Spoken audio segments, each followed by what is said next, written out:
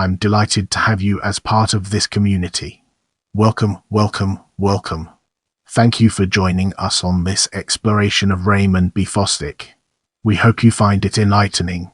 Raymond Blaine Fosdick, 9 June 1883 – 19 July 1972, was an American lawyer, public administrator and author. He served as the fourth president of the Rockefeller Foundation for 12 years. He was an ardent internationalist and supporter of the League of Nations, standing as its Undersecretary in its provisional organization before resigning after the U.S. Senate's failure to ratify the Covenant of the League of Nations. After stepping down from his position as Undersecretary, he started his law firm and grew closer to John D. Rockefeller Jr., which would lead to a long and fruitful relationship as a friend and advisor. From his position as a trustee on the board of the Rockefeller Foundation as well as numerous other Rockefeller philanthropies, he moved to being the president of the foundation. Fosdick led the organization through the difficult years of World WarII before retiring and becoming an author, documenting the history of the foundation and Rockefeller Jr.'s life.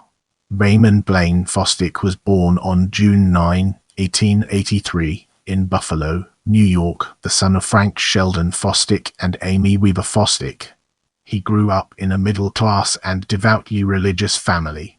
While his older brother Harry went on to become a Baptist clergyman, Raymond grew to Christian religious teachings, later separating himself from his family's religious beliefs.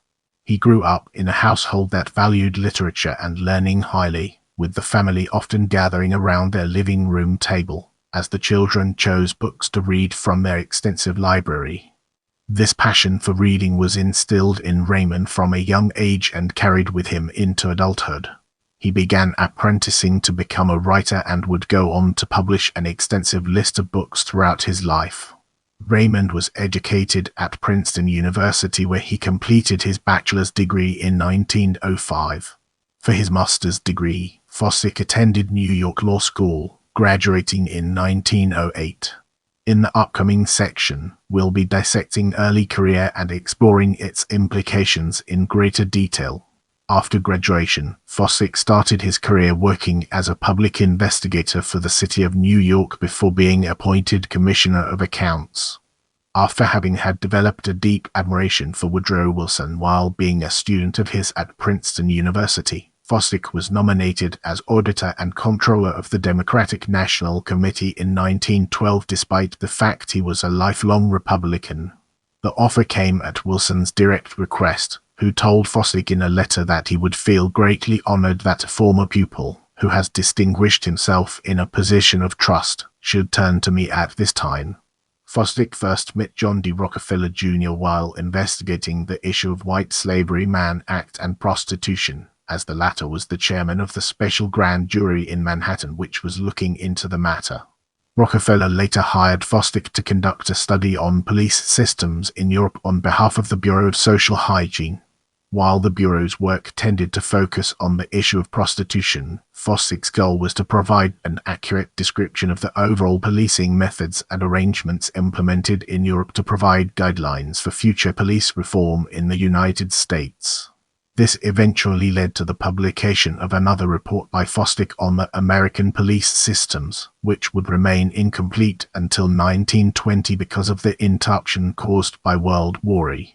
The publication of his reports meant Fosdick began to gain wider public recognition, leading Secretary of War Newton Baker to appoint him as chairman of the Commission on Training Camp Activities (CTCA) in 1916 during the Mexican border conflict. He was tasked with tackling social hygiene issues in military training camps, such as diseases linked to the right prostitution trade and morally corrupt behavior due to the availability of alcohol.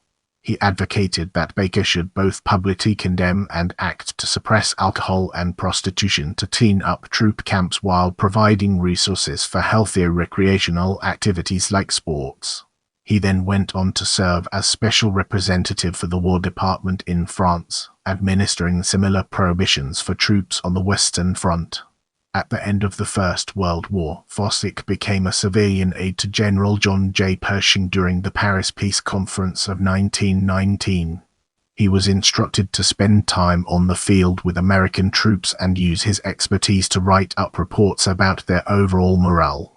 Fosdick would subsequently be appointed by President Wilson as Undersecretary to the Provisional Organization of the League of Nations, all while being personally concerned that he was not qualified for such an immense task.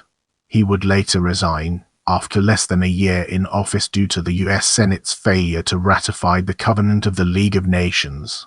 Disappointed, he would nevertheless continue to be a strong internationalist public voice in support of the Wilsonian dream of the League of Nations, notably through his function as president of the League of Nations Non-Partisan Association.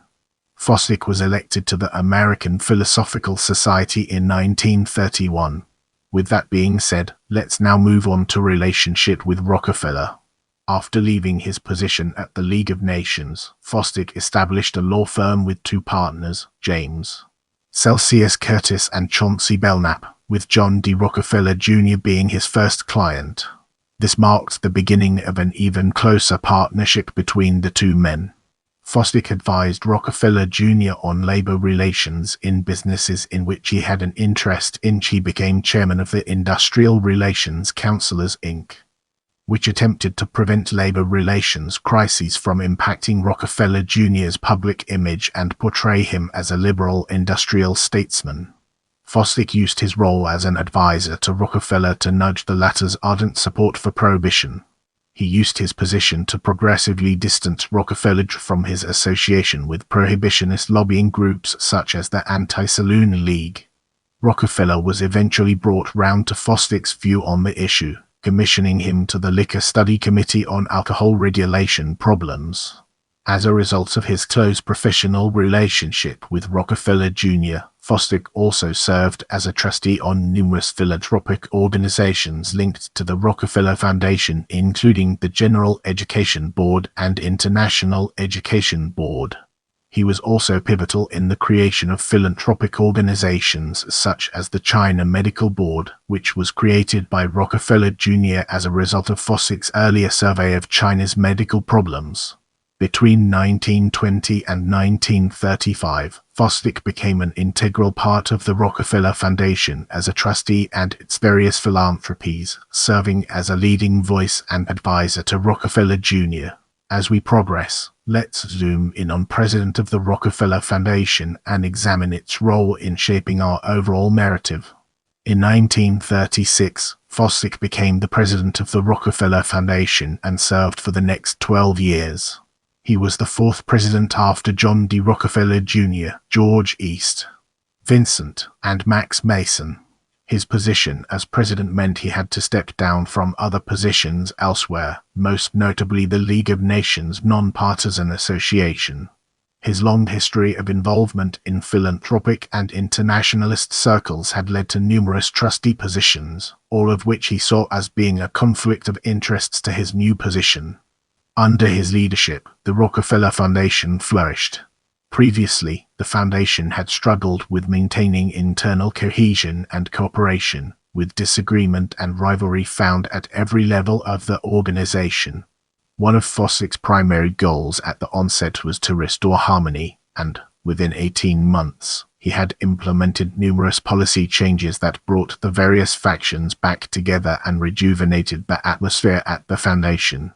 One of the achievements Fosdick was most proud of was the development of a yellow fever vaccine, which had been an ongoing project funded by the Rockefeller Foundation for many years. The foundation also played an important role in the Mexican Agricultural Program, which was a revolutionary plan that started in 1943 to maximize crop production and would go on to kickstart the Green Revolution. Other key achievements were stopping the sudden invasion of malaria into South America and the spread of modern medicine throughout China. Due to his strong passion for internationalism, Fosdick pushed the foundation beyond the impressive research capabilities it had developed to put greater focus on international knowledge dissemination. This meant that rather than handing out a few large research awards, the foundation would focus on distributing a larger amount of small grants around the world. His desire for cooperation and internationalism, which he had hoped would draw the world together at a time of heightening tensions, was dashed in 1939 when the Second World War broke out. It didn't take him by surprise, though, as in the years leading up to the war he worried about the increasing tide of totalitarian regimes and what he called the impending intellectual blackout, where the academic and research links that the Foundation had fostered internationally would be snuffed out. Fosdick had done his best to avoid this conclusion by continuing to support research and other programs regardless of politics, even in Nazi Germany, until the war began. World War II would go on to be a defining period of Fosdick's presidency. It was a disaster for the Foundation, as the research and values it had sought out for years suddenly began to crumble. In his autobiography, Fosdick wrote, "World War II was a disaster for the Rockefeller Foundation as it was for all agencies everywhere that were dedicated to human welfare. We saw the destruction in wide stretches of Europe and Asia of the libraries, laboratories, and public health institutes which Vincent and Rose had so hopefully fostered. An even greater tragedy was the disappearance or death around the world of hundreds of trained people's doctors, nurses, scientists, and scholars who represented the promise of the future, and whose creative work the Foundation had supported over long years." Fosdick's focus immediately went to preservation. One of their first objectives was to rescue academics and researchers who were displaced or endangered. By 1945, the Rockefeller Foundation had saved 303 scholars, including 7 Nobel Prize winners, 2 of whom would go on to be a part of the atomic bomb project. The Foundation also helped develop detailed maps of Europe that laid out important cultural monuments and distribute them to Allied bombing headquarters, as a way to protect these historical structures during military operations. Additional efforts included providing 34 million yellow fever vaccine doses to the Allied forces and sending doctors into the city of Naples to deal with the typhus epidemic shortly after being captured by Allied armies. They also funded microfilming projects across England to preserve historical books and documents from the German bombing raids. After the war, the Foundation also funded the rebuilding and restocking of laboratories and libraries throughout Europe.